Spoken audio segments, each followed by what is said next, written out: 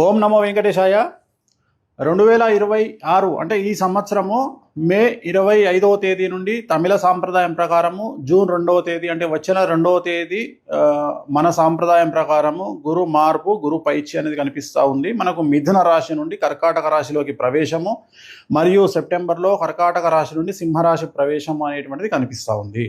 So దీనికి సంబంధించి గురువు అత్యారంలోకి వెళ్తూ ఉన్నాడు. గత వీడియోలో నేను చెప్పినట్టుగా పెను సంచలనాలు నమోదయ్యేటువంటి అవకాశాలు కనిపిస్తున్నాయి అని చెప్పడం జరిగింది. దాని ప్రకారమే గత 5 రాష్ట్రాల ఎన్నికలను కనుక గమనించినట్లయితే బెంగాల్ మరియు తమిళనాడు కాంట్రవర్సీస్ మనం చూస్తూ ఉన్నాము. సో విజయ్ జాతకరీత్యా అలాగే విజయ్ త్రిష కాంబినేషన్ కనుక తీసుకున్నట్లయితే వాళ్ళ కాంబినేషన్ ఏకనాడి కాంబినేషన్ అయ్యింది. కాబట్టి ఒకవేళ త్రిష లేకుండా ఉంటే విజయ్ యొక్క రిజల్ట్ వేరే రకంగా ఉండేది.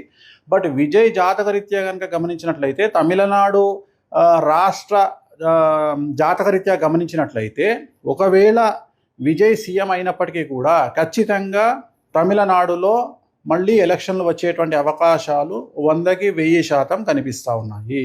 అంటే రాజకీయ ప్రభుత్వ అస్థిరత అనేటువంటిది తమిళనాడు రాష్ట్రంలో ఖచ్చితంగా కనిపిస్తూ ఉంది గురువు మార్పు వల్ల.